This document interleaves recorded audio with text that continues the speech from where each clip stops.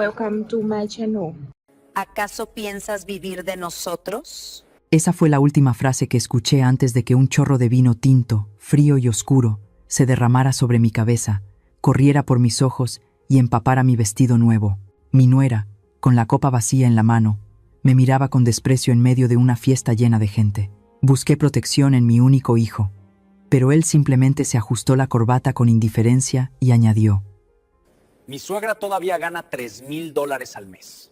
Me quedé en silencio, tragándome la humillación. Pero cuando todos se dieron la vuelta para reírse, en un momento en que nadie prestaba atención, rápidamente cambié mi copa de champán por la de mi adinerada consuegra que estaba cerca. Exactamente 5 minutos después, un grito desgarrador rompió el aire. Mi nombre es Alma, y la historia que estoy a punto de contarte demostrará que, a veces, el silencio y el instinto de supervivencia de una madre pueden ser la sentencia de muerte para hijos ingratos. Mientras observaba la caótica escena, todavía no podía recuperarme del shock al recordar la falsa calma de apenas unos minutos antes. El tintineo de las copas chocando entre sí se mezclaba con la suave música de jazz que salía de un altavoz clásico. La luz del candelabro de cristal se reflejaba en los lujosos platos de comida, haciendo que todo pareciera resplandeciente. Hoy era mi fiesta de jubilación. Estaba allí, jugueteando con el dobladillo de mi vestido nuevo, sonriendo mientras veía a mi hijo y a mi nuera acercarse. Se suponía que este sería el momento más feliz de mi vida, después de décadas de arduo trabajo. Pero esa sonrisa no llegó a completarse cuando una sensación helada me cayó de repente sobre la cabeza. El líquido de color rojo oscuro corrió por mi frente, goteó en mis ojos que ardían, y luego manchó todo el vestido de color claro que llevaba puesto. El fuerte olor a vino me invadió la nariz. La música pareció detenerse. Toda la habitación quedó en un silencio sepulcral. Todas las miradas se posaron en mí, no para felicitarme, sino para escudriñarme. Valeria, mi nuera, estaba allí con una copa vacía en la mano. Me miró con desdén. Las comisuras de sus labios se curvaron con desprecio y soltó una frase fría. ¿Acaso piensas vivir de nosotros? Me quedé petrificada. La humillación me oprimió el pecho, dejándome sin aliento. Me volví hacia Héctor, mi único hijo, esperando encontrar algo de protección, o al menos un pañuelo.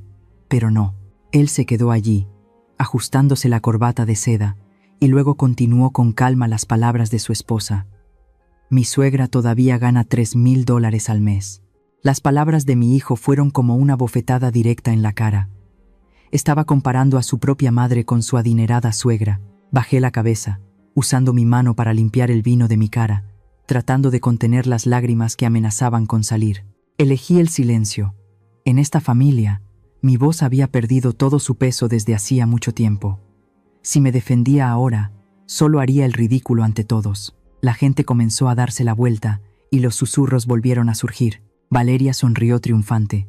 Dejó su copa de vino con fuerza sobre la mesa y se dio la vuelta para atender a otros invitados. Aprovechando ese momento de caos, cuando ya nadie le prestaba atención a una anciana manchada de vino, mi instinto de supervivencia se despertó con fuerza. Un escalofrío recorrió mi espalda. La mirada de Valeria hace un momento no era solo odio, contenía una intención asesina. Miré mi copa de champán que estaba sobre la mesa, justo al lado de donde Valeria acababa de estar. Mi corazón latía con fuerza. Muy rápidamente, extendí la mano. Cambié mi copa por otra que estaba cerca. Luego, discretamente, empujé mi antigua copa a un rincón escondido detrás de un gran jarrón de flores. Todo sucedió en un instante. Nadie lo vio. Solté el aire. Mis manos todavía temblaban ligeramente. Retrocedí. Me refugié en un rincón oscuro y observé cómo la fiesta continuaba como si nada hubiera pasado.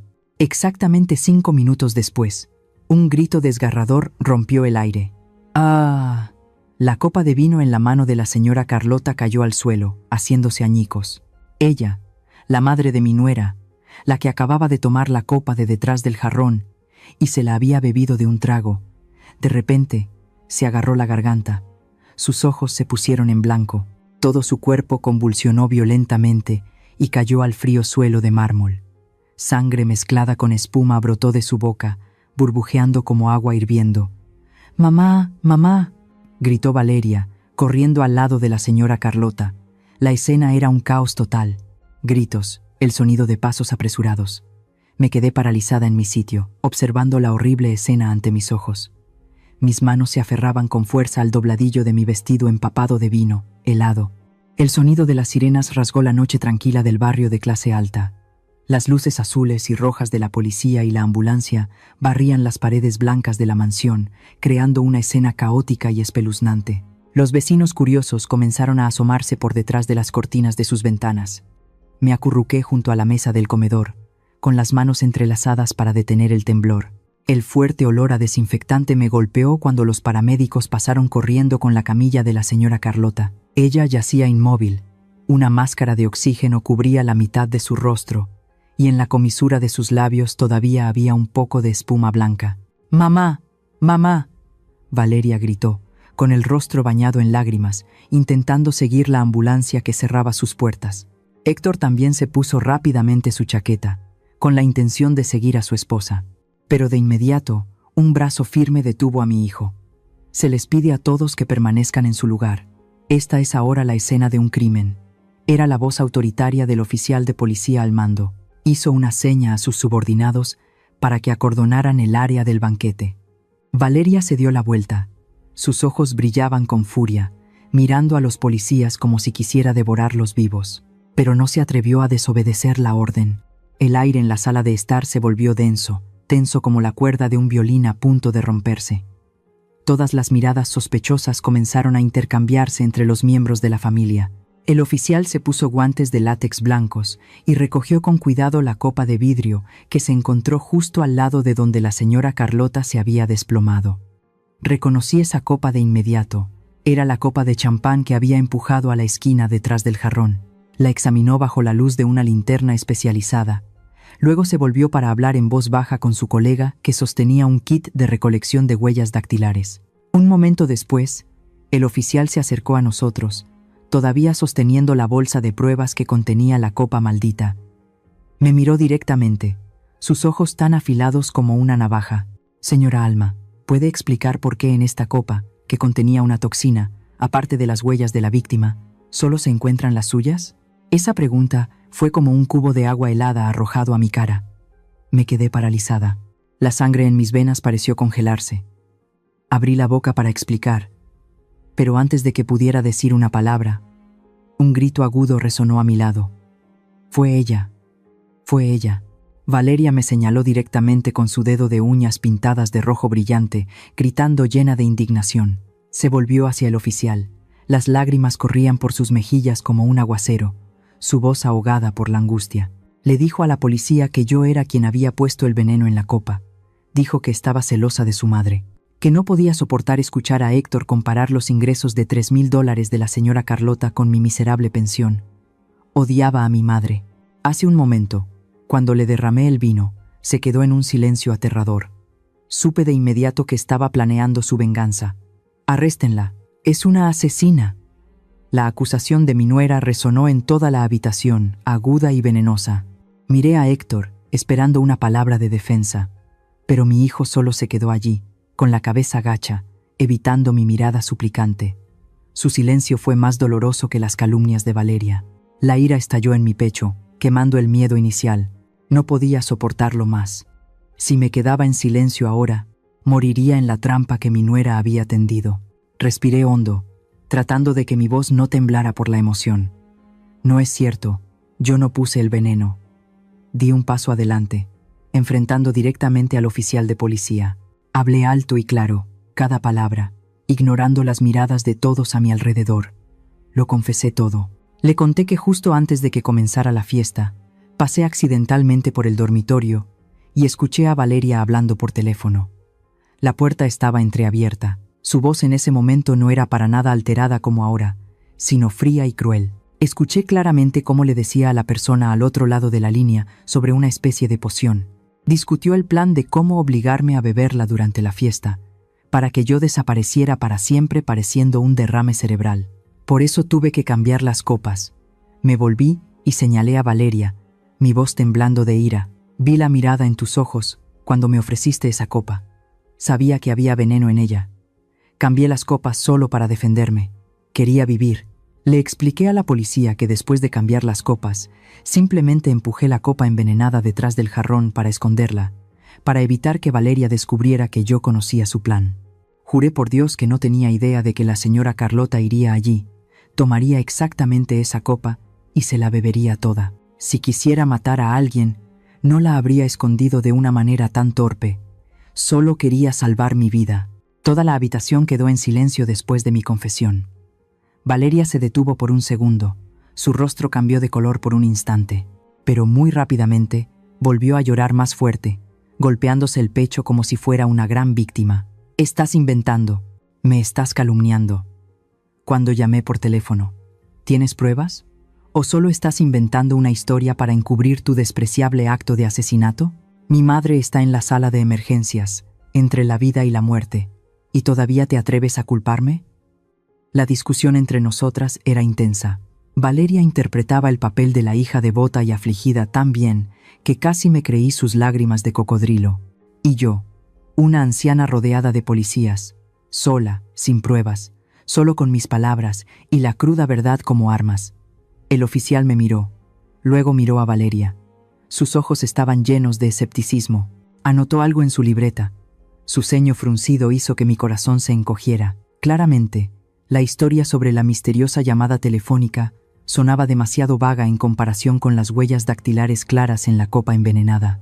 Vi la duda en los ojos de los agentes de la ley. Y lo que es más doloroso, vi la duda en los ojos de Héctor.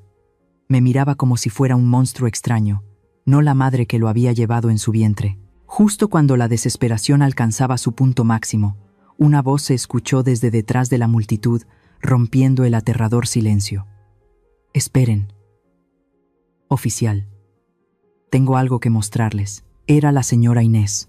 Era una vieja amiga de mi consuegra, una mujer robusta con un elaborado peinado rizado. Se abrió paso entre la multitud, sosteniendo temblorosamente un teléfono inteligente de última generación. La señora Inés le dijo a la policía, con la voz un poco apresurada por la emoción, que antes había estado grabando un video panorámico de la fiesta para enviárselo a su hija que estudiaba en España. Cuando ocurrió el incidente, por curiosidad, volvió a ver el video para ver si había captado la caída de la señora Carlota. Pero en su lugar, descubrió un detalle extraño en la esquina de la pantalla. «Miren, en esta esquina izquierda, la señora Alma dice la verdad». Mi corazón latía con fuerza. Un débil rayo de esperanza brilló en la oscuridad. Me incliné hacia adelante, conteniendo la respiración mientras observaba. El oficial tomó el teléfono. Frunció el ceño, entrecerrando los ojos para ver la pequeña pantalla. Yo también lo vi, en el video. Aunque la imagen temblaba un poco y estaba parcialmente bloqueada por otros invitados, en la esquina izquierda del encuadre, todavía se podía ver claramente mi acción. Fue el momento caótico después de que me arrojaran el vino. Mientras todos susurraban y señalaban, rápidamente cambié mi copa de champán por otra en la mesa del banquete. El movimiento fue decidido y rápido. Luego, empujé la copa vieja, la que Valeria me había dado, detrás del jarrón. El oficial levantó la cabeza. Su mirada hacia mí era menos severa. Es cierto que cambió las copas. Su declaración coincide con el video. Solté un suspiro. Mis miembros se debilitaron por el alivio. Dios mío, estoy a salvo. La verdad ha salido a la luz. El video demostró que no puse nada en la copa de Carlota. Solo las cambié por miedo. Me volví hacia Héctor, queriendo decirle a mi hijo: «¿Ves, hijo? Mamá no mintió». Pero la débil sonrisa que apenas comenzaba a formarse en mis labios fue aniquilada de inmediato. Valeria no entró en pánico. Mi nuera se quedó allí, su rostro todavía empapado de lágrimas, pero sus ojos brillaron con un destello frío y escalofriante. Miró fijamente el video, luego levantó lentamente la cabeza, sonriendo débilmente, una sonrisa que me heló la sangre. «Oh, ¿así que admite haber cambiado las copas? Muy bien». Valeria se acercó al oficial. Su voz de repente se volvió extrañamente firme. Señaló la pantalla del teléfono, dándole la vuelta a la situación de una manera que nunca podría haber imaginado. «Oficial, piense un poco. Si ella realmente me escuchó hablar por teléfono, si estaba segura de que había veneno en esa copa como afirma en su mentira, ¿cuál sería la reacción de una persona normal?» Hizo una pausa, mirando alrededor de la habitación para captar la atención de todos. Luego continuó con un tono acusador y firme. Una persona normal tiraría el vino, o gritaría para acusarme en ese mismo momento. Pero no. Ella no hizo eso. Cambió sigilosamente su copa por una limpia, y luego colocó deliberadamente la copa envenenada en un lugar oculto para tender una trampa a otra persona. Esta acción furtiva claramente no es normal en absoluto. Me quedé helada. La sangre en mis venas pareció dejar de fluir. Valeria estaba torciendo la verdad de una manera aterradora. Se volvió hacia mí, pronunciando cada palabra. La verdad es que tú misma pusiste el veneno en tu copa. Estabas celosa de mi madre, porque es rica y respetada. Querías matarla, pero tenías miedo de que te descubrieran. Así que montaste este teatro de cambiar las copas. Pusiste veneno en tu copa. Luego la cambiaste al lugar donde mi madre solía tomar sus bebidas, para que cuando muriera, pudieras hacerte la víctima inocente que cambió la copa por miedo. ¿Querías matar a alguien y salir impune? No, no es así, grité, mi voz quebrándose por el miedo. No la tiré porque tenía miedo de que te dieras cuenta. Tenía miedo de que si sabías que había escuchado tu llamada, encontrarías otra forma de hacerme daño. Solo quería esconderla. ¿Dónde está la prueba?, me interrumpió Valeria, su voz tan afilada como una navaja. ¿Dónde está la prueba de que hice esa llamada? ¿O es solo una excusa para justificar el cambio de tu copa envenenada? Me quedé sin palabras. No tenía pruebas. No grabé la llamada. Todo era solo la palabra de una anciana acorralada contra la lógica afilada de una joven intrigante. El oficial comenzó a fruncir el ceño de nuevo. Sus ojos se volvieron a posar en mí con sospecha. Mi explicación sonaba débil y llena de agujeros frente al razonamiento de Valeria. Me volví hacia Héctor, mi última esperanza. El hijo que había criado con tanto esfuerzo durante tantos años. Él era quien mejor me conocía. Sabía que su madre nunca se atrevería a matar una hormiga, y mucho menos a envenenar a un ser humano. Héctor, lo llamé, mi voz temblando en una súplica. ¿Di algo? Me conoces. ¿Cómo podría hacer algo tan terrible? Diles que no lo hice. Héctor levantó lentamente la cabeza. Me miró, pero en esos familiares ojos marrones no encontré ningún rastro de amor, solo frialdad y cálculo. Miró a Valeria, que lloraba desconsoladamente, luego a los policías que esperaban. Y entonces mi hijo abrió la boca. Oficial. La voz de Héctor era grave y resonó en la habitación silenciosa. Creo que mi esposa tiene razón. Mi madre últimamente no ha estado bien mentalmente. A menudo se queja de dinero, comparándose con mi suegra. El acto de cambiar la copa sin tirarla es realmente demasiado cruel e intencionado. Me quedé atónita, agarrándome el pecho, sintiendo como si alguien me hubiera aplastado el corazón. Mis oídos zumbaban. No podía creer lo que estaba escuchando. Héctor se acercó a Valeria, rodeándola con sus brazos como para protegerla de su madre monstruo. Se volvió para mirarme por última vez, sus ojos helados y sin emoción, y luego le dijo al oficial la fatídica frase: «Por favor, hagan justicia. No se puede permitir que una persona tan peligrosa ande suelta. Liebenschelo». El mundo a mi alrededor se derrumbó por completo. Ya no había más sonidos. Las sirenas de la policía, los susurros de la multitud, todo se desvaneció. Solo las palabras de mi hijo resonaban en mi cabeza, repitiéndose como una cinta rayada. «Llévensela». Miré al hijo que había dado a luz, al niño que una vez acuné, por quien pasé hambre para comprarle una mochila nueva, por quien me quedé despierta toda la noche cuando tenía fiebre. Ahora, él estaba allí, al lado de su rica esposa, empujando a su propia madre a la cárcel. 2 policías se acercaron. El chasquido metálico de las esposas sonó seco. No me resistí. Ya no tenía fuerzas para resistir. Mi alma pareció morir en el instante en que Héctor habló. Mis viejas manos fueron torcidas detrás de mi espalda, frías, pero no tan frías como mi corazón en ese momento. Me llevaron a través de la multitud curiosa. Los flashes de las cámaras parpadeaban sin cesar, capturando la imagen de una madre anciana y patética, abandonada por su propio hijo. Caminé como un cadáver sin alma. Mis lágrimas se habían secado. Solo quedaba un dolor que me desgarraba por dentro. Las palabras de mi hijo fueron como un cuchillo atravesando mi corazón, más dolorosas que cualquier veneno. Me pregunto, ¿en esta vida hay un dolor mayor que la traición de tu propia sangre? Si te pusieras en mi situación en este momento, Cuando el mundo entero te da la espalda y tu único hijo quiere meterte en la cárcel, ¿tu corazón todavía tendría la fuerza para perdonar? Por favor, dime qué debo hacer con esta desesperación en la sección de comentarios.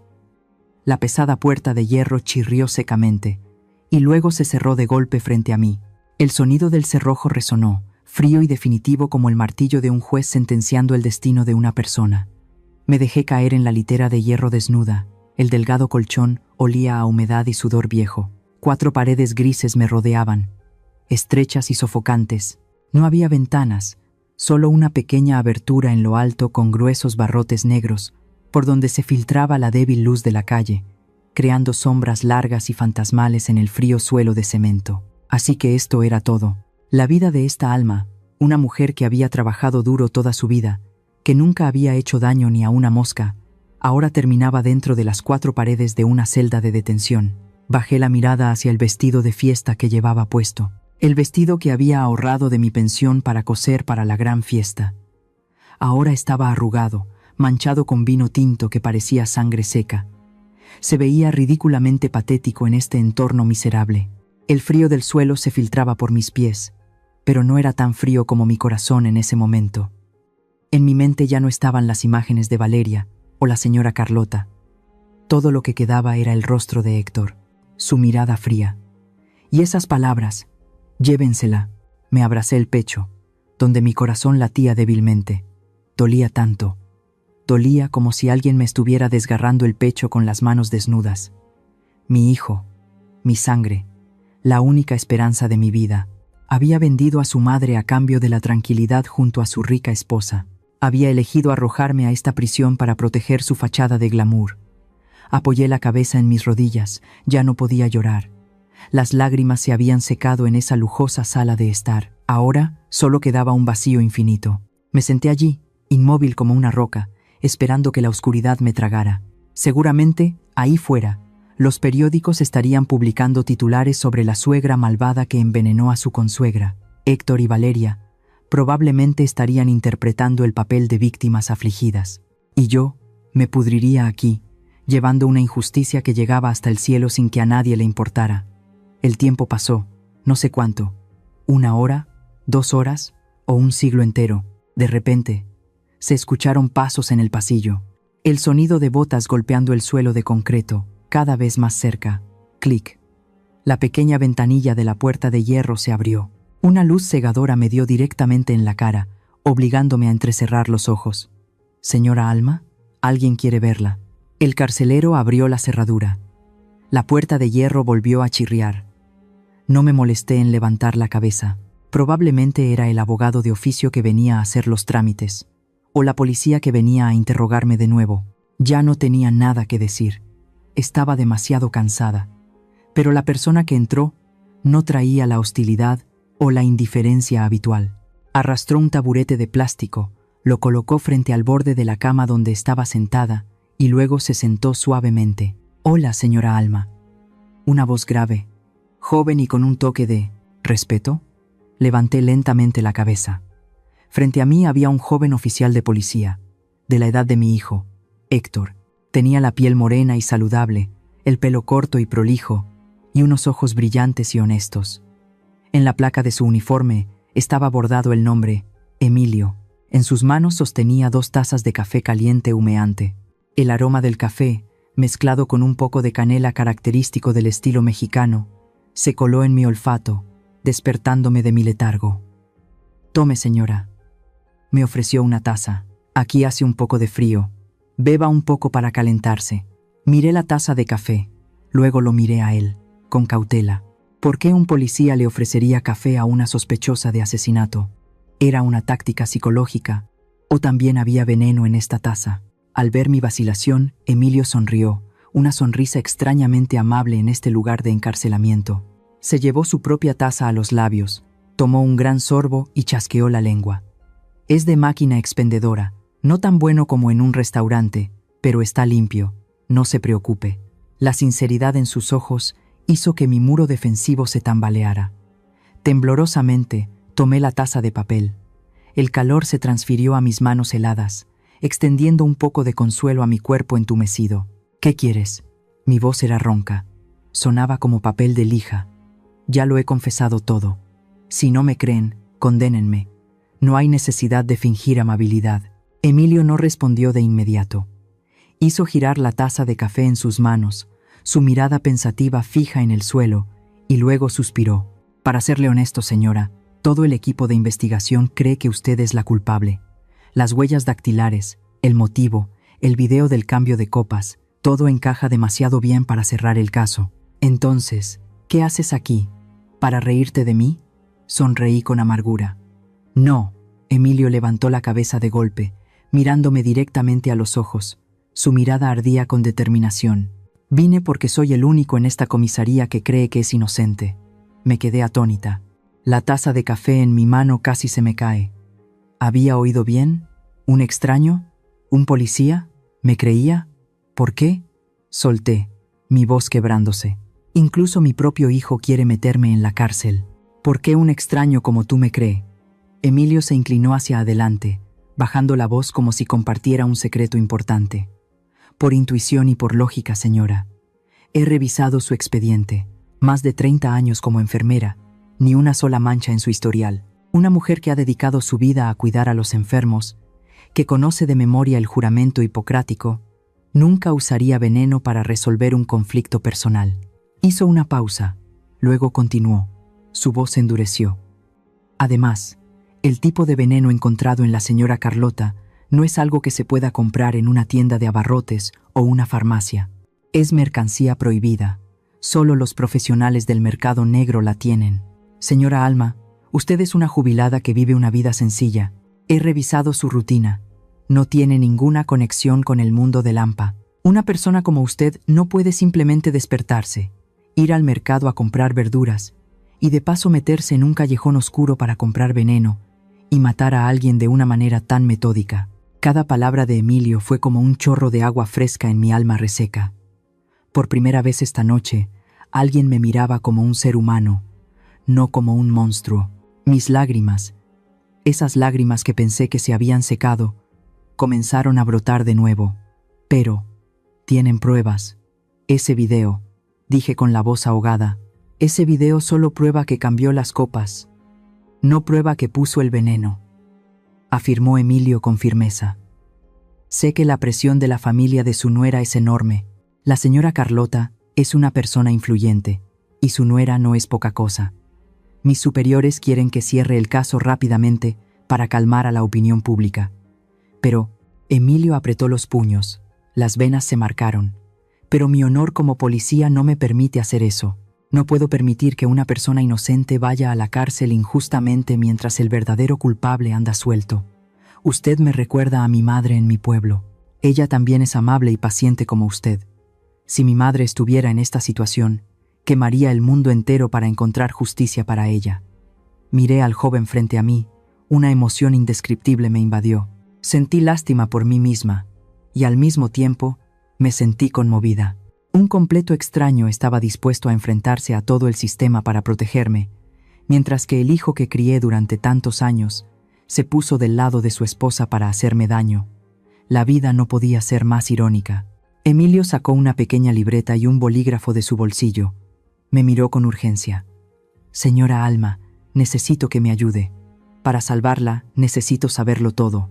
No solo lo de esta noche. Necesito saber sobre el pasado, sobre la verdadera relación en su familia. ¿Por qué su nuera la odia tanto? ¿Por qué su hijo cambió así? Cada pequeño detalle podría ser la clave. Respiré hondo.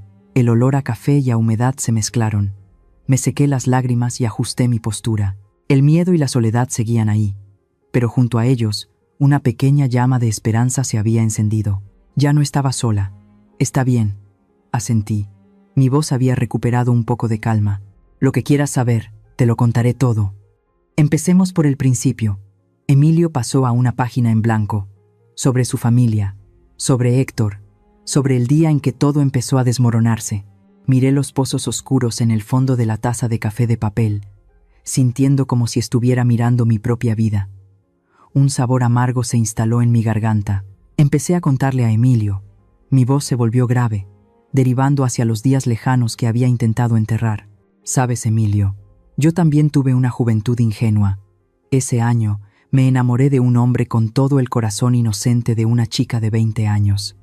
Tenía una sonrisa radiante y promesas tan dulces como la miel. Sonreí débilmente, una sonrisa torcida.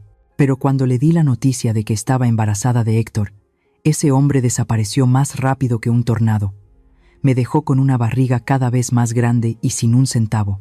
En este país, México, ser una madre soltera nunca ha sido fácil.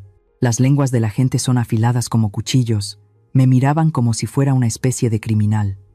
Le conté al joven policía sobre las noches en vela trabajando en el turno de noche en el hospital público. El trabajo de una enfermera es increíblemente duro. Tenía que cambiar pañales, limpiar heridas, soportar el mal humor de los pacientes solo para ganar unos pocos pesos. Mis piernas se hinchaban por estar de pie tanto tiempo, pero cada vez que llegaba a casa y veía a Héctor durmiendo profundamente, todo el cansancio parecía desvanecerse. Héctor solía ser un buen chico. Él era mi única razón para vivir. Recuerdo las tardes en que los dos comíamos un taco comprado deprisa en un carrito de la calle. Héctor siempre me daba la parte con más carne. Sus ojos oscuros y brillantes me miraban con amor y decía: «Cuando sea grande, ganaré mucho dinero para que mamá no tenga que trabajar tanto». Esa promesa fue verdad en algún momento, ¿no?, preguntó Emilio en voz baja. Sus ojos brillaban con compasión. Sí, asentí, con las lágrimas a punto de brotar, hasta que apareció Valeria. Valeria entró en la vida de mi hijo como una reina. Era hermosa, elegante, y desprendía el aura de quienes nunca han tenido que preocuparse por el dinero. El día que Héctor la trajo a casa para presentarla, sentí que las grietas comenzaban a aparecer, y entonces Valeria presentó a su madre, la señora Carlota. También era una madre soltera, también criaba a sus hijos sola, pero las circunstancias de la señora Carlota y las mías eran mundos aparte. Ella era una exitosa empresaria en el sector inmobiliario. Conducía coches de lujo, vestía trajes de diseño y emanaba un poder que intimidaba a los demás. Crió a sus dos hijas, Valeria y Renata, en la opulencia, las envió a estudiar al extranjero, les enseñó a apreciar el vino y a jugar al tenis. Y yo solo le enseñé a Héctor a ahorrar electricidad y a coser una camisa desgastada. A partir de ese día, las comidas familiares se convirtieron en espectáculos de Valeria. Constantemente hablaba de su madre con un orgullo mezclado con una descarada ostentación. Hoy mi mamá acaba de cerrar un contrato millonario. Mi mamá acaba de comprar un bolso que cuesta el salario de un año de una persona normal. Cada palabra de Valeria era como una aguja pinchando mi autoestima, pero lo más doloroso era que siempre hacía comparaciones veladas. A menudo miraba mi viejo uniforme de enfermera y chasqueaba la lengua, insinuando que su madre nunca se había ensuciado las manos. Se reía cuando me veía apreciar un artículo en oferta, mientras que su madre solo usaba marcas de lujo. Pero, señora Alma, ¿odiaba a la señora Carlota?, preguntó Emilio directamente, interrumpiendo mis recuerdos. Negué con la cabeza con firmeza. No, Emilio. Lo juro por Dios, nunca odié a la señora Carlota. Al contrario, la admiraba. Ambas éramos mujeres. Ambas en la misma situación de ser abandonadas por hombres.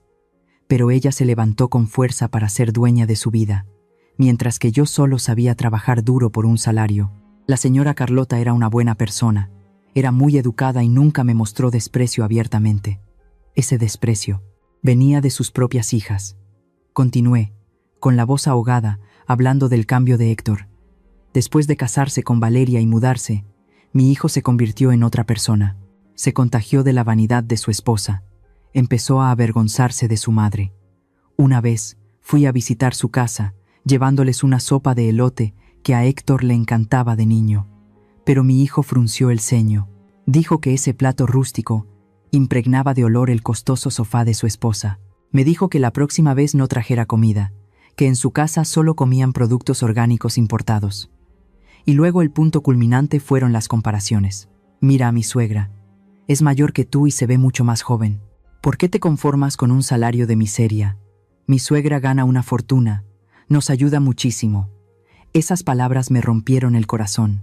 Me di cuenta de que mi hijo ya no era el niño que le daba su taco a su madre. Se había convertido en un hombre materialista, que medía el amor maternal por las cifras de una cuenta bancaria.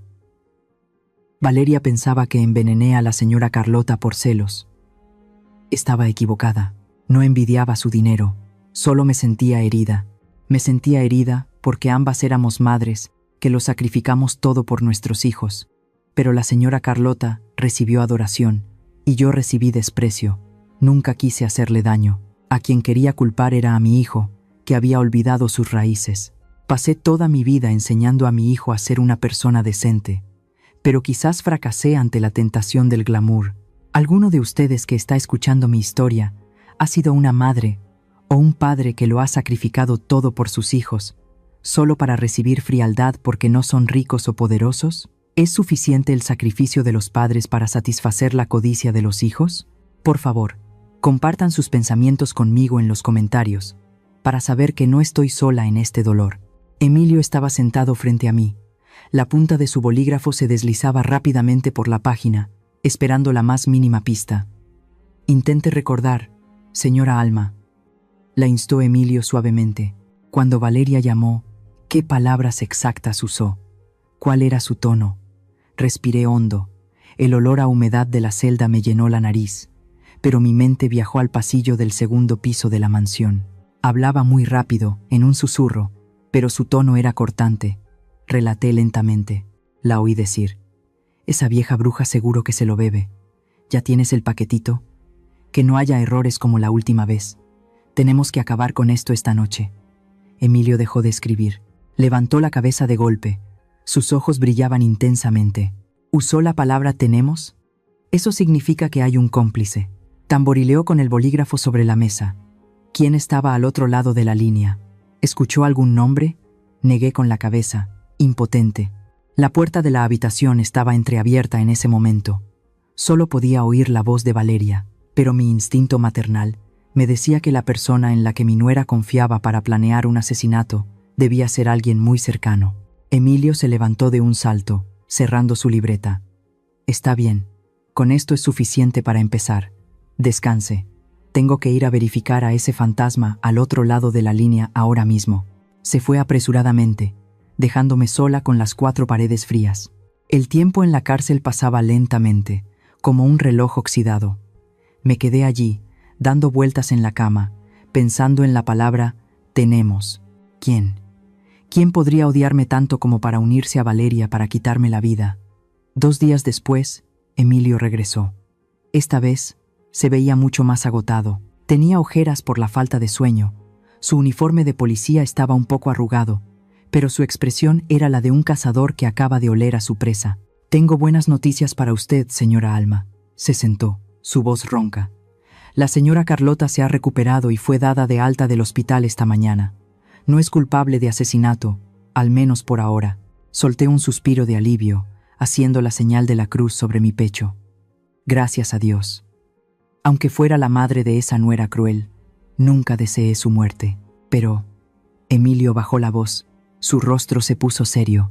He descubierto quién estaba al otro lado de la línea, y el verdadero motivo de este envenenamiento. Mi corazón se encogió. ¿Quién fue? Renata, la hermana de Valeria. Ese nombre me dejó atónita. Renata, la hermana menor y elegante, siempre pegada a su hermana como una sombra. Recordé su mirada nerviosa durante la fiesta, cómo siempre susurraba con Valeria. Emilio abrió el expediente que traía, sacando unas cuantas fotos borrosas tomadas en la oscuridad. Seguí a Valeria tan pronto como salí de aquí. ¿Y sabe qué vi? Se reunió con Renata no en una cafetería de lujo, sino en un callejón oscuro en un suburbio pobre. Señaló una foto. En ella, Valeria y Renata estaban acurrucadas, asustadas, frente a 3 hombres grandes y tatuados. Uno de ellos sostenía el pelo de Renata, empujando su cara contra la pared. Son prestamistas, señora Alma. La voz de Emilio era gélida. Investigué las cuentas bancarias de las 2 hermanas. Vacías. De hecho, en números rojos. Me quedé en shock. ¿Cómo es posible? ¿La familia de la señora Carlota no es inmensamente rica? La señora Carlota es rica, pero sus hijas no, explicó Emilio detalladamente. Valeria y Renata le ocultaron a su madre que habían pedido dinero prestado a la mafia con tasas de interés exorbitantes para invertir en criptomonedas y en la bolsa. Querían enriquecerse rápidamente para demostrar que no eran inferiores a su madre. Pero el mercado se desplomó y perdieron todo el dinero. Ahora, la deuda, Con los intereses acumulados, ha alcanzado una cifra astronómica. Los acreedores les dieron un ultimátum: pagar o pagar con sus vidas. Me estremecí. Así que, detrás de la fachada de glamour y lujo de los vestidos caros, mi nuera vivía con el terror de ser una deudora perseguida. Pero, ¿qué tiene que ver esto conmigo?, pregunté, con la voz temblorosa. Soy una anciana jubilada, con una pensión miserable. Matarme no les daría el dinero para pagar sus deudas. Emilio me miró, sus ojos llenos de compasión mezclada con repugnancia por la codicia humana. Hizo una pregunta que no esperaba. Señora Alma, ¿tiene un seguro de vida? Sí, asentí de inmediato. Lo contraté hace 10 años. Un seguro de vida a término. Tenía miedo de morir repentinamente y que nadie cuidara de Héctor, así que ahorré para contratarlo. Me detuve. La sangre se me heló. Una oleada de náuseas me subió por la garganta. Emilio leyó mis pensamientos. Continuó, su voz tan afilada como un cuchillo. El beneficiario es Héctor, ¿verdad? Sí, susurré, mientras las lágrimas comenzaban a brotar. ¿De cuánto es la póliza? 2 millones de pesos. Emilio asintió, encajando la última pieza del rompecabezas del crimen. Esa es la razón. 2 millones de pesos son suficientes para que Valeria y Renata paguen la deuda principal a los mafiosos. Si usted moría en la fiesta, Héctor recibiría el dinero del seguro. Y con el carácter débil de su hijo, y el hecho de que Valeria controla todas las contraseñas de las cuentas bancarias de su marido, ese dinero se evaporaría instantáneamente para salvar la vida de las 2 hermanas. Me cubrí la cara y rompí a llorar. Mis sollozos resonaron en la fría celda, sonando desolados y dolorosos. Resulta que mi vida, el sagrado amor maternal que le di a mi hijo, todo había sido valorado en un cheque de seguro. Mi nuera no estaba celosa de mí. Me veía como una alcancía que necesitaba ser rota para conseguir dinero y pagar sus estúpidos errores. Quería matarme para salvarse a sí misma. Señora Alma, Emilio me puso una mano en el hombro, tranquilizándome. Son como animales acorralados. Harían cualquier cosa por dinero. Pero ahora tenemos el motivo. Solo necesitamos probar la conexión entre Valeria y el paquete de veneno, y ganaremos. Levanté la cabeza y miré a Emilio a través de mis lágrimas. La repugnancia por la codicia humana hizo que mi miedo desapareciera. En su lugar, surgió una fría determinación. No podía morir. No podía permitir que mi muerte se convirtiera en la herramienta para pagar las deudas de esos buitres. Tenía que vivir. Tenía que vivir para verlos pagar por su crueldad. Solo quedaban 2 días para el juicio. El tiempo en detención preventiva pasaba como una lenta tortura mental. Contaba cada grieta en el techo, calculaba cada hora que pasaba con una ansiedad que me retorcía las entrañas. ¿Existiría realmente la justicia para una anciana pobre como yo? ¿O el dinero y la mentira volverían a reinar? Esas preguntas me atormentaban, impidiéndome dormir. La pesada puerta de hierro se abrió de nuevo. Señora Alma, su abogado y el investigador están aquí para verla. Mi corazón dio un vuelco. Rápidamente me arreglé el pelo revuelto y alicé el dobladillo arrugado de mi ropa. Entré en la sala de visitas con las piernas temblorosas. Emilio ya estaba allí, y a su lado estaba Esteban, el abogado de oficio que el tribunal me había asignado. Esteban era un hombre de mediana edad con una apariencia severa, pero sus ojos eran muy agudos. Pero lo que más me llamó la atención no fue la presencia de Esteban, sino la sonrisa en los labios de Emilio. No era una sonrisa forzada y educada, era la sonrisa radiante de alguien que acaba de encontrar un tesoro. Se levantó de un salto al verme, sus manos se aferraban al respaldo de la silla por la emoción. Señora Alma, tenemos esperanza. No, no solo esperanza. Tenemos un arma. Lo miré confundida, luego miré a Esteban. El abogado asintió levemente, indicándome que me sentara. Emilio ha hecho algo extraordinario, señora Alma, dijo Esteban, con voz grave y cálida. Emilio no pudo ocultar su impaciencia. Sacó su tableta de su maletín y la colocó sobre la mesa frente a mí. Sus dedos se deslizaron rápidamente por la pantalla táctil. Escuche esto. Después de enterarme del motivo de la deuda de las hermanas, estaba seguro de que tenía que haber habido un intercambio entre ellas durante la fiesta. Pero las cámaras de seguridad de la mansión se estropearon justo ese día. Una coincidencia sospechosa, ¿verdad? Emilio sonrió con desdén y continuó. Entonces recordé a la señora Inés, la amiga a la que le gusta grabar videos. La última vez, la policía solo vio el clip donde usted cambiaba las copas. Pero pensé, el video original es mucho más largo. Fui a casa de la señora Inés y le pedí que me dejara copiar el archivo original completo, en la más alta calidad y sin editar. La pantalla de la tableta se iluminó. El video de la fiesta comenzó a reproducirse. El bullicio de las risas y las conversaciones, la música de jazz, el tintineo de las copas, todo me transportó de vuelta a esa noche fatídica. Mire con atención, susurró Emilio, su voz llena de expectación.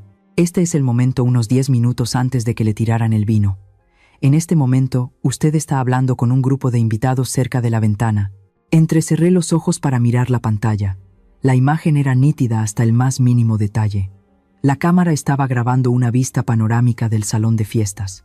En el centro, los invitados bailaban, pero a Emilio no le interesaban ellos. Usó 2 dedos para hacer zoom en la esquina superior derecha de la pantalla, el área cerca de la mesa de postres. La luz allí era un poco tenue y estaba parcialmente bloqueada por la torre de copas de champán. Aquí, Emilio señaló un pequeño punto. Mire el fondo, no mire a la gente que baila. Contuve la respiración y observé. De entre la multitud, apareció Valeria. Llevaba un vestido rojo brillante y un bolso de mano. Miró a su alrededor, con una expresión furtiva como un gato al acecho. Luego, desde un lado del escenario, salió Renata. Las 2 hermanas se encontraron en esa esquina oculta. No hablaron mucho. Todo sucedió extremadamente rápido. Preste atención a la mano de Renata. Emilio presionó el botón de cámara lenta. La velocidad de fotogramas disminuyó. Cada movimiento se hizo perfectamente claro. En la pantalla, vi a Renata meter la mano en su escote y sacar algo muy pequeño. Rápidamente se lo pasó a Valeria. Valeria lo agarró de inmediato y lo metió en su bolso de mano. «Detente». Emilio presionó el botón de pausa. Hizo zoom al máximo en el objeto que descansaba en la palma de la mano de Valeria. Aunque la imagen estaba un poco pixelada al hacer tanto zoom, no había lugar a dudas. Era un pequeño paquete de plástico transparente. Dentro contenía un polvo blanco. «Esto no es azúcar ni es sal», dijo Emilio con voz grave. Sus ojos brillaban con furia. «Este es el paquete de veneno. El mismo polvo incoloro e inodoro que el forense encontró en el estómago de la señora Carlota». Me llevé la mano a la boca, conteniendo un sollozo ahogado. Todo mi cuerpo temblaba. «Siga mirando». Emilio reanudó el video. Justo después de recibir el paquete de polvo, Valeria y Renata intercambiaron un asentimiento significativo. Valeria le susurró algo al oído a su hermana y luego sonrió. Una sonrisa cruel y escalofriante. Después, las 2 hermanas se separaron, mezclándose con la multitud como si nada hubiera pasado. «¡Excelente!». El abogado Esteban golpeó la mesa, rompiendo el silencio. «Esta prueba es más que suficiente para darle la vuelta a la situación. Demuestra premeditación, preparación y, lo más importante, un intercambio de material sospechoso en la escena del crimen. Destruye el argumento de la fiscalía de que usted actuó sola». Emilio me miró. Sus ojos brillaban con orgullo y calidez. Tomó mi mano callosa y la apretó suavemente. «Lo ve, señora Alma. Las cámaras no mienten. El rincón oculto donde pensaban que nadie las veía fue el lugar que las enterró». Mis lágrimas cayeron sobre la fría mesa. Lloré en silencio. Toda la injusticia, todo el miedo acumulado durante estos días, finalmente estalló. No estaba sola. Dios no me había abandonado, y este joven extraño me había salvado la vida con su dedicación. «Gracias, gracias, hijo», dije con la voz ahogada, llamando a Emilio hijo de la forma más natural desde el fondo de mi corazón. Emilio se sorprendió un poco, y luego sonrió amablemente. «Usted merece ser exonerada, señora Alma. Ahora Esteban se encargará de la parte legal. Su trabajo es mantenerse saludable, mantener la cabeza en alto y entrar en ese tribunal. Que vean que no es alguien a quien se pueda intimidar fácilmente». Me sequé las lágrimas y asentí repetidamente. Una nueva fuerza corría por mis venas. Finalmente, en medio de un mar de mentiras y acusaciones, la justicia había revelado un rayo de luz. «¿Crees que esta prueba es suficiente para desenmascarar a mi nuera en el tribunal? Por favor, Comparte tus pensamientos conmigo en los comentarios. El día del juicio, el aire frío y solemne de la sala del tribunal era tan denso que podía oír los latidos de mi propio corazón. Me senté en el banquillo de los acusados, con las manos entrelazadas sobre la mesa de roble, tratando de encontrar un poco de calor. Enfrente, en la bancada de los testigos y la familia, vi a Héctor. Mi hijo estaba sentado allí, con la cabeza gacha, mirando sus zapatos de cuero brillante. No se atrevió a mirarme ni una sola vez. A su lado estaban Valeria y Renata. Las dos hermanas se sentaban erguidas, con un maquillaje ligero y vestidas con modestia, el epítome de mujeres de buena familia que soportaban una tragedia familiar. A simple vista, ¿quién podría imaginar que detrás de esas caras angelicales se escondían planes asesinos y crueles? El fiscal, un hombre con un bigote espeso y una voz estentórea, se levantó para comenzar su acusación. Caminó de un lado a otro frente al jurado, agitando un grueso expediente. Pintó un cuadro de mí como una suegra amargada, indigente y llena de envidia. Volvió a mostrar el video de mí cambiando las copas, enfatizando mi acción decidida y furtiva. Argumentó que yo misma había puesto el veneno en mi copa de antemano, pero que en el último momento, por miedo o para culpar a otra persona, la había cambiado por otra. Lo llamó un acto de asesinato premeditado pero fallido en su ejecución. Señorías, el acto de esconder la copa detrás del jarrón demuestra que la acusada era plenamente consciente del peligro del líquido que contenía. No fue un acto de autodefensa, fue un acto de ocultación de pruebas. Cada palabra del fiscal era como un martillo clavando mi destino. Vi a los miembros del jurado asentir, sus miradas llenas de juicio. Mi corazón se encogió. En ese momento, Esteban, mi abogado, se levantó. Se ajustó la chaqueta de su traje. Su comportamiento era tranquilo y seguro.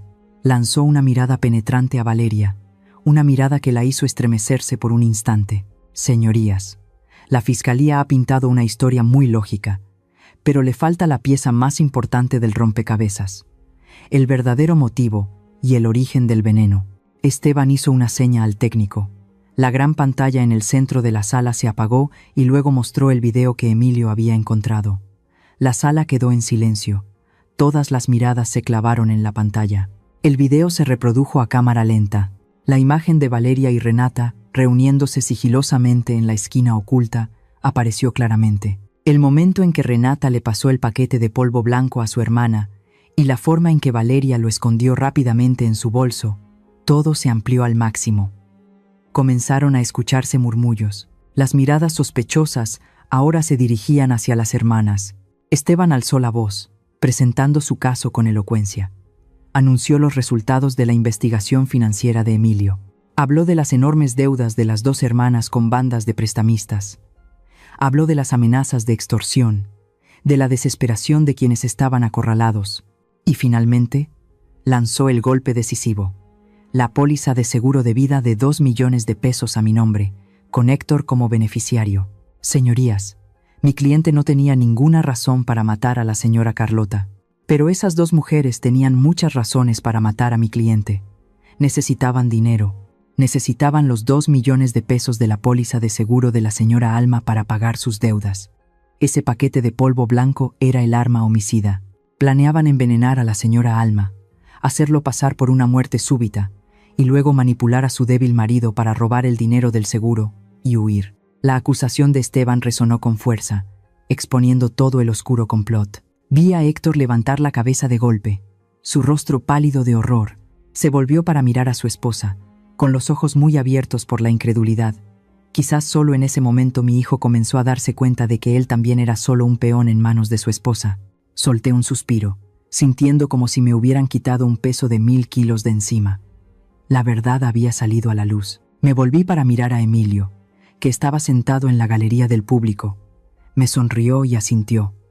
Estábamos a punto de ganar, pero me equivocaba. Había subestimado el descaro de mi nuera. Valeria se levantó lentamente. No parecía asustada ni derrumbada como yo esperaba. Al contrario, se alisó el vestido. Mantuvo la cabeza alta, su rostro mostrando una expresión de inocencia ofendida a la perfección. Pidió permiso al tribunal para hablar. Señorías, estoy realmente sorprendida por la vívida imaginación de este abogado, dijo Valeria, su voz temblorosa pero clara. Sí, mi hermana y yo tenemos dificultades financieras.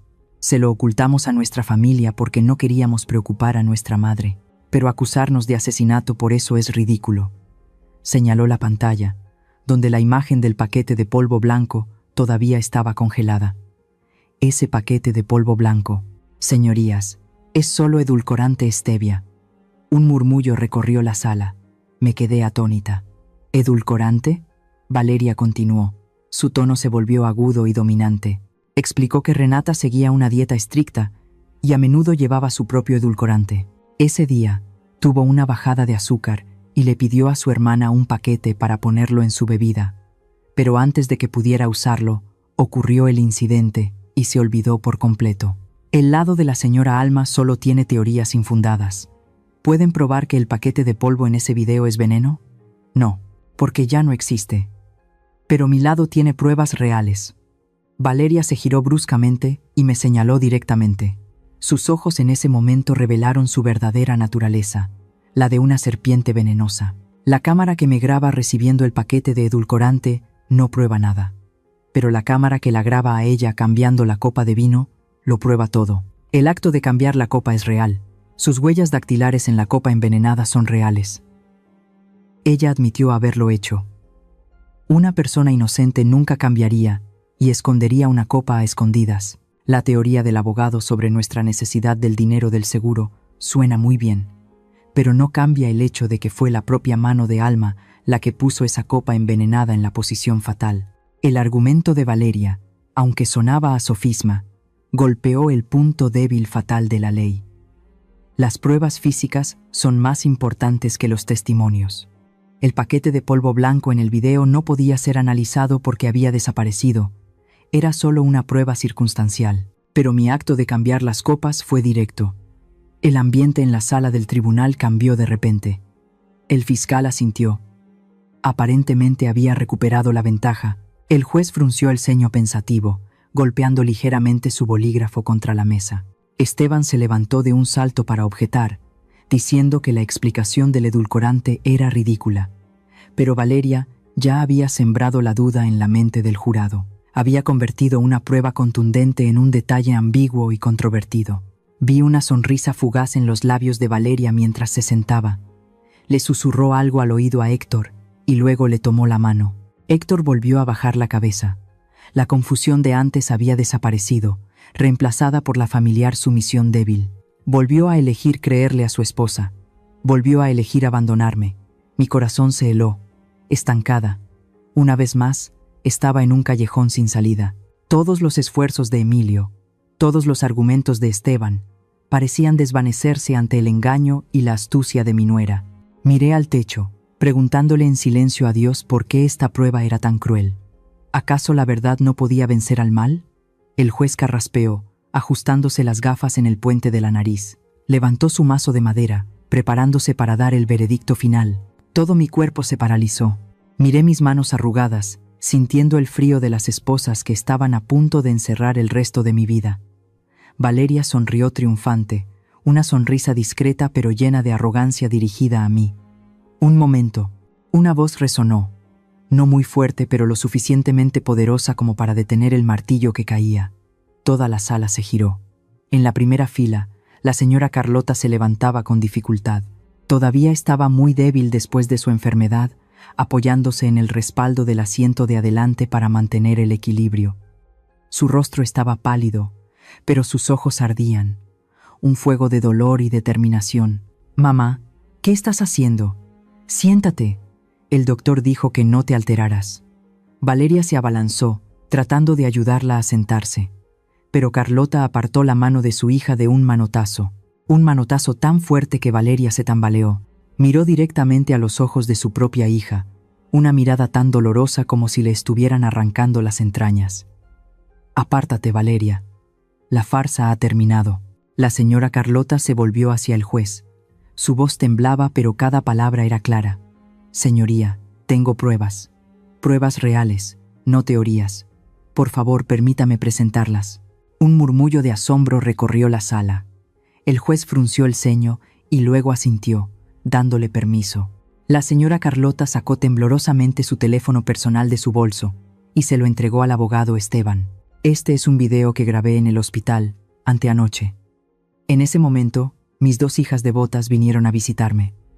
Pensaron que todavía estaba en coma por los sedantes, pero Dios me permitió despertar justo a tiempo para escucharlo todo. La gran pantalla se iluminó de nuevo. La escena en el video era una habitación de hospital de primera clase. El monitor cardíaco pitaba rítmicamente, bip, bip, un sonido fríamente escalofriante. La cámara estaba colocada en un ángulo bajo. Probablemente la señora Carlota la había escondido debajo de una manta o almohada, grabando hacia el techo, y los rostros de las 2 personas de pie junto a la cama eran Valeria y Renata. Renata caminaba de un lado a otro, con una expresión de ansiedad e inquietud. Siseó: «Estás loca, Valeria. Fue por tu descuido que la vieja bruja de Alma escuchó la llamada y todo se arruinó. Ahora el paquete de veneno ha desaparecido y Carlota está viva y coleando. Si la policía encuentra al tipo que nos vendió el veneno, estamos acabadas». Valeria en el video mantenía una calma aterradora. Estaba pelando una manzana, el cuchillo afilado deslizándose sobre la piel roja y brillante. «Cállate, Renata. No entres en pánico como una gallina sin cabeza. Ya lo he pensado todo. Le he echado toda la culpa a la vieja Alma. La policía encontró sus huellas dactilares en la copa. No tiene escapatoria». Renata se detuvo. Su voz temblaba de miedo. «Pero el problema es el dinero. ¿De dónde vamos a sacar el dinero para pagar la deuda? Si Alma va a la cárcel, ¿de dónde sacaremos los 2 millones de pesos del seguro? Los prestamistas ya lo dijeron. Si en 3 días no hay dinero, me cortarán la mano». Toda la sala contuvo la respiración. La cruda verdad sobre la deuda y el complot para incriminar a otra persona fue confirmada por la boca de las propias culpables. Vi el rostro de Valeria en la sala del tribunal ponerse blanco como el papel. Intentó abalanzarse para arrebatar el teléfono, pero fue detenida por los guardias del tribunal. En el video, Valeria dejó de pelar la manzana. Se giró para mirar a su hermana. Sus ojos fríos brillaban bajo la luz de neón del hospital. Su voz resonó, tan cruel e insensible que helaría la sangre de cualquiera que la escuchara. Si la vieja Alma va a la cárcel, todavía hay otra manera. ¿Qué manera?, preguntó Renata con urgencia. «Héctor». Valeria sonrió con desdén, con la misma naturalidad con la que se habla de comprar un juguete. «Obligaré a Héctor a contratar una póliza de seguro de vida a su nombre, conmigo como beneficiaria. Le diré que es para asegurar el futuro de la familia después del shock de su madre. Héctor me obedece en todo, firmará». Renata dudó. «¿Y luego qué?». «Y luego lo enviaré a encontrarse con Dios un poco antes», dijo Valeria, con voz gélida. «Un accidente de coche o una intoxicación alimentaria, comendiese, algo simple. En ese momento, el dinero de su seguro será nuestro, y será mucho más que los 2 millones de pesos de la vieja Alma». «Dios mío». Un grito de horror resonó por toda la sala. Los miembros del jurado se taparon la boca, sin poder creer lo que oían. Los espectadores se estremecieron. El video terminó con la risa enfermiza de Valeria y el suspiro resignado de Renata. En la sala del tribunal, el espacio pareció romperse. Me volví para mirar a Héctor. Mi hijo estaba sentado inmóvil en su silla, con los ojos muy abiertos, su rostro tan pálido como el papel. Sus labios se movían, pero no salía ningún sonido. Acababa de escuchar a la mujer con la que compartía su vida, la mujer por la que había traicionado a su propia madre para proteger, planeando asesinarlo de la manera más despiadada. El mundo de mi hijo se derrumbó ante sus ojos. La señora Carlota estaba de pie en medio de la sala. Las lágrimas corrían por sus mejillas pálidas de maquillaje. Se volvió para mirarme, luego a Héctor. Su voz ahogada: «Lo siento, Alma. Lo siento, Héctor. He dado a luz a monstruos». Respiró hondo, tratando de contener un sollozo, y luego continuó, dirigiéndose al juez, palabras arrancadas de las entrañas sangrantes de una madre. «Señoría, no hay dolor más grande que el de una madre que debe enviar a sus propios hijos a la cárcel, pero no puedo quedarme en silencio. He tolerado su vanidad durante demasiado tiempo. Si no me levanto hoy, mañana, la próxima víctima será mi yerno, o incluso yo misma, cuando ya no sea útil. Prefiero ser la madre de prisioneras con conciencia que la madre de asesinas a sangre fría». La señora Carlota se desplomó en su silla, llorando desconsoladamente. Su fuerza se había agotado después del castigo más doloroso de su vida. Arréstenlas de inmediato. El juez golpeó el mazo, dando la orden con firmeza. La policía se abalanzó. El chasquido metálico de las esposas sonó seco. Valeria gritó histéricamente, luchando como un animal herido. Miró a su madre con furia, gritando maldiciones venenosas. «Vieja loca, lo has arruinado todo. ¿Por qué no te moriste y ya?» Renata, por otro lado, temblaba, llorando y suplicando perdón, echándole toda la culpa a su hermana. La escena era caótica, vergonzosa y humillante. Las dos señoritas elegantes y altivas de antes ahora eran arrastradas como las criminales más peligrosas. Al pasar junto a Héctor, Valeria aún intentó volverse y gritar: «Héctor, sálvame, me amas. No dejes que me lleven». Héctor levantó lentamente la cabeza.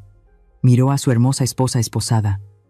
En sus ojos, el amor ciego había desaparecido, reemplazado solo por la repugnancia y el dolor extremo. No dijo nada, simplemente se dio la vuelta en silencio, hundiendo la cabeza entre las manos, sus hombros temblando. El llanto de un hombre, ahogado y trágico, resonó en la sala del tribunal, sonando como el estallido de un corazón roto. Miré a mi hijo, mi corazón se retorcía.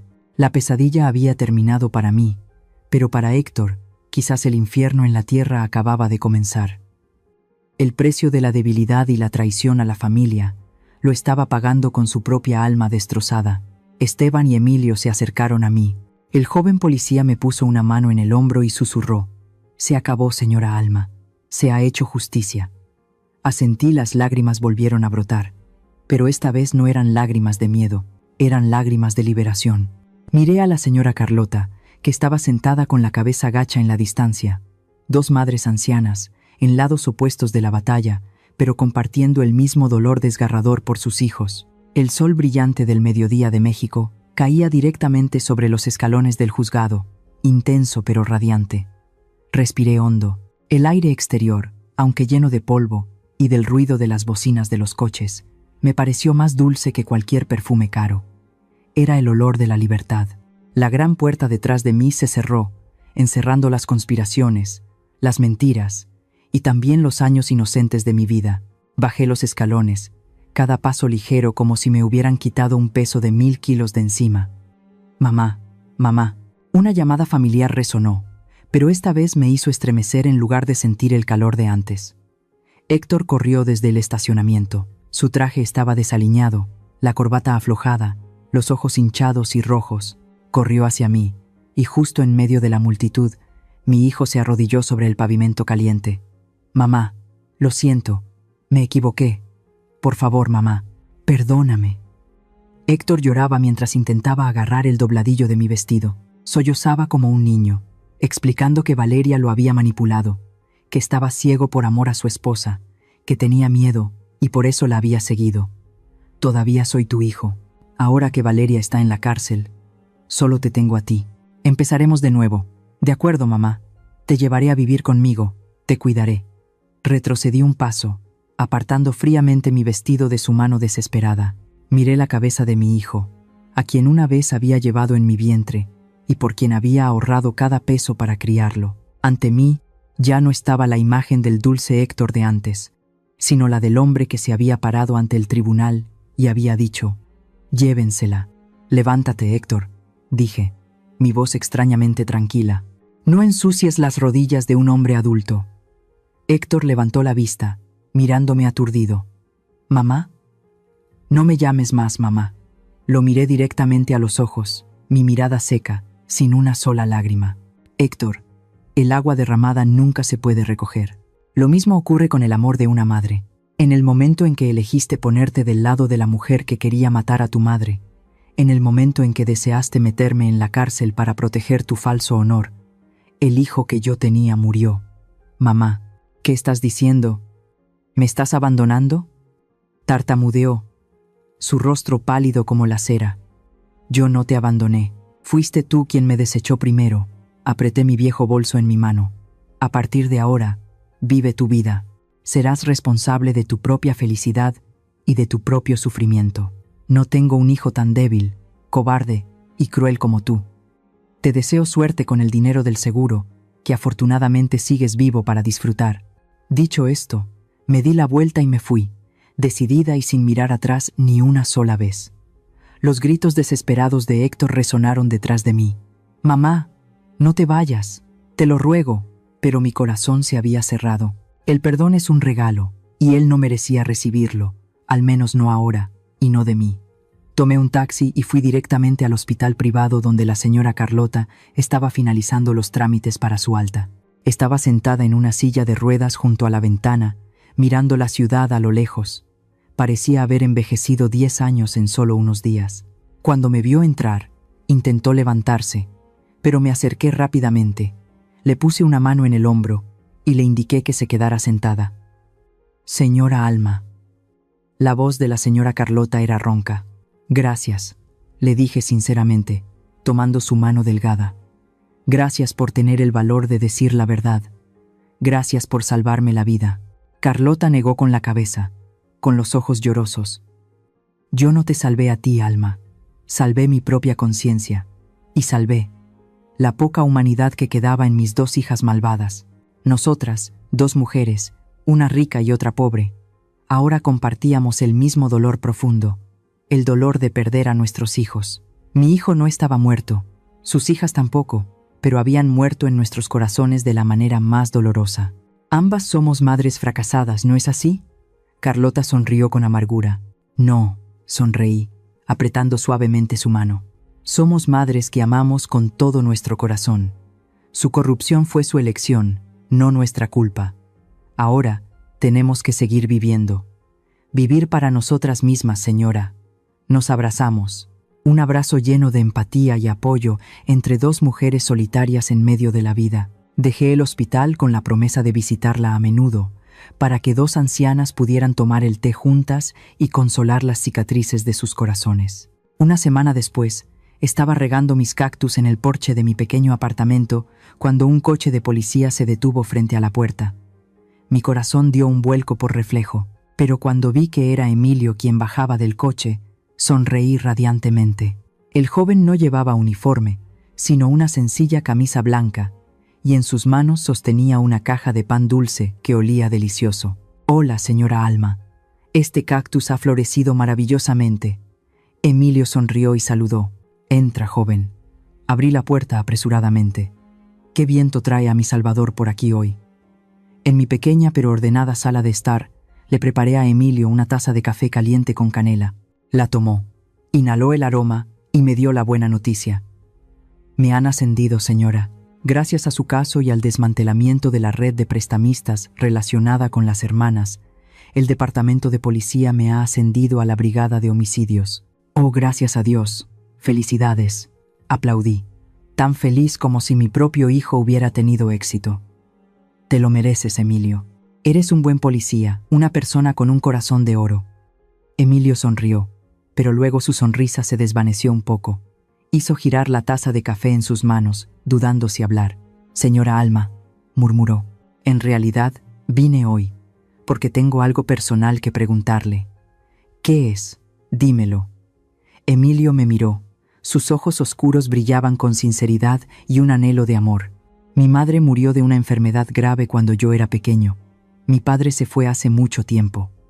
Todos estos años he estado solo, volviendo a casa del trabajo para enfrentarme a 4 paredes. Conocerla, escuchar su historia, que me llamara hijo en la cárcel, me hizo sentir un calor inmenso. Respiró hondo para armarse de valor. Si no le importa, ¿podría adoptarme?